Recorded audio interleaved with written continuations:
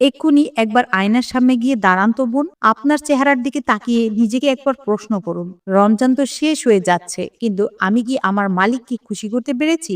আজ ২৮ রমজান, মাত্র কয়েক ঘন্টা পর আমাদের প্রিয় মেহমান রমজান বিদায় নেবে। একটু চিন্তা করে দেখুন, গত ২৭টি দিন আমরা কত পরিকল্পনা করেছিলাম, কিন্তু সংসারের চাপে, রান্নাবান্নার ক্লান্তি বা অসুস্থতার কারণে হয়তো অনেক ইবাদত করতে পারিনি। এখন মনে হচ্ছে, হায়, সময়টা যদি আবার ফিরে আসতো। বোন আমার, এই আক্ষেপ নিয়ে বসে থাকার সময় এখন নয়। আজ আমি আপনাদের এমন এক সুসংবাদের কথা বলবো, যা শোনার পর আপনার হতাশা দূর হয়ে যাবে এবং আপনি এক বুক আশা নিয়ে আজকের দিনটি কাটাতে পারবেন।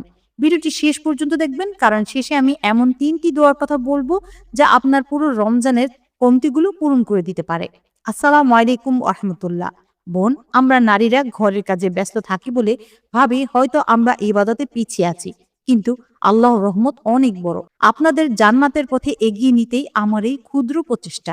আপনি যদি আমাদের এই বোনদের ছোট্ট পরিবারের নতুন হয়ে থাকেন, তবে এখনই নিচে সাবস্ক্রাইব করে বেল আইকনটি বাজিয়ে দিন, কারণ ঈদের আগ পর্যন্ত এবং ঈদের পরেও ইনশাল্লাহ আমি আপনার পাশে থাকবো এমন সব আমল ও মোটিভেশন নিয়ে।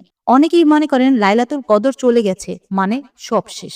না বোন, নবীজি সাল্লাল্লাহু আলাইহি সাল্লামের একটি চমৎকার হাদিস আছে, রমজানের প্রতি রাতে আল্লাহ অসংখ্য মানুষকে জাহান্নাম থেকে মুক্তি দেন, কিন্তু রমজানের শেষ দিনে আল্লাহ পুরো মাসে যত মানুষকে মাফ করেছেন তার সমান মানুষকে শুধু একদিনই মাফ করে দেন। সুবহানাল্লাহ। ভাবুন তো, আল্লাহ কতটা দয়ালু। পুরো মাসের সব অপূর্ণতা আজ এই শেষ ১-২ দিনে মুছে ফেলা সম্ভব। তাই রান্নাবান্না বা ঈদের কেনাকাটার ভিড়ে দয়া করে আজকে সময়টুকু হারিয়ে ফেলবেন না। এখন আসি প্রথম দোয়া, সবচেয়ে আগে, এবং এই দোয়াটি মুখস্থ করে নিন।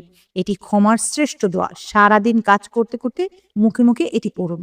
আল্লাহুম্মা আনতা রাব্বি লা ইলাহা ইল্লা আনতা خلقتني وأنا عبدك وأنا على عهدك ووعدك ما استطعت وأعوذ بك من شر ما صنعت أبوء لك بنعمتك علي وأبوء بذنبي فاغفر لي فإنه لا يغفر الذنوب إلا أنت। অর্থাৎ, হে আল্লাহ, আপনি আমার প্রতিপালক, আপনি ছাড়া কোনো উপাস্য নেই। আপনি আমাকে সৃষ্টি করেছেন এবং আমি আপনার বান্দা। আমি আমার সাধ্য অনুযায়ী আপনার অঙ্গীকার ও প্রতিশ্রুতির উপর আছি। আমি আমার কৃতকর্মের অনিষ্ট থেকে আপনার কাছে আশ্রয় চাই। আপনি আমার উপর যে নিয়ামত দান করেছেন আমি তা স্বীকার করছি এবং আমি আমার গুনাহ স্বীকার করছি। অতএব আপনি আমাকে ক্ষমা করুন। নিশ্চয়ই আপনি ছাড়া কেউ গুনাহ মাফ করতে পারেন না। সহিহ বুখারী হাদিস নং ৬৩০৬। নবীজি সাল্লাল্লাহু আলাইহি সাল্লাম বলেছেন, যে ব্যক্তি দিনে এই দোয়াটি পড়ে ওই দিন মারা যাবে, সে সরাসরি জান্নাতে যাবে। দ্বিতীয় দোয়া কবুলিয়তের জন্য।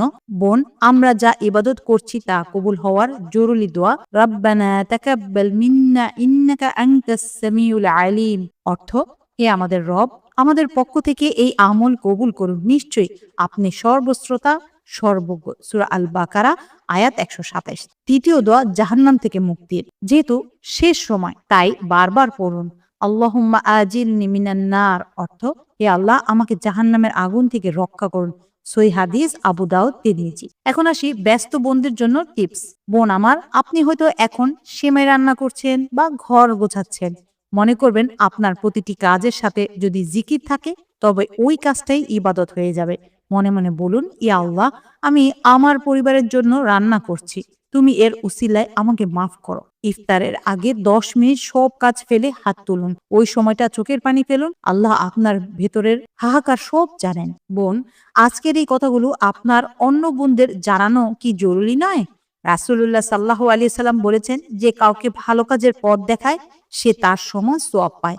আপনি যদি এই ভিডিওটি আপনার বান্ধবীর সাথে বা ফেসবুক প্রোফাইলে শেয়ার করেন, আর আপনার একটি শেয়ার দেখে যদি কোনো একজন বোনও আজ আমল করে মাফ পেয়ে যায়, তবে তার সমান সওয়াব আপনার আমলনামায় অটোমেটিক যোগ হয়ে যাবে। এটিই হলো সাদকায়ে জারিয়া। তাই সওয়াবের ভাগীদার হতে এখনই ভিডিওটি শেয়ার করুন এবং কমেন্টে লিখুন, ইয়া আল্লাহ, আমাদের সবাইকে কবুল করো। রমজান চলে যাচ্ছে বলে মন খারাপ করবেন না। আল্লাহ তো আছেন, তিনি তো যাবেন না। আসুন আমরা এই শেষ দিনগুলো আল্লাহর প্রিয় হয়ে কাটাই। চ্যানেলটি সাবস্ক্রাইব করতে ভুলবেন না। আগামীকাল আবার দেখা হবে ইনশাআল্লাহ। আল্লাহ হাফেজ। আসসালামু আলাইকুম ওয়া রাহমাতুল্লাহি ওয়া বারাকাতুহু।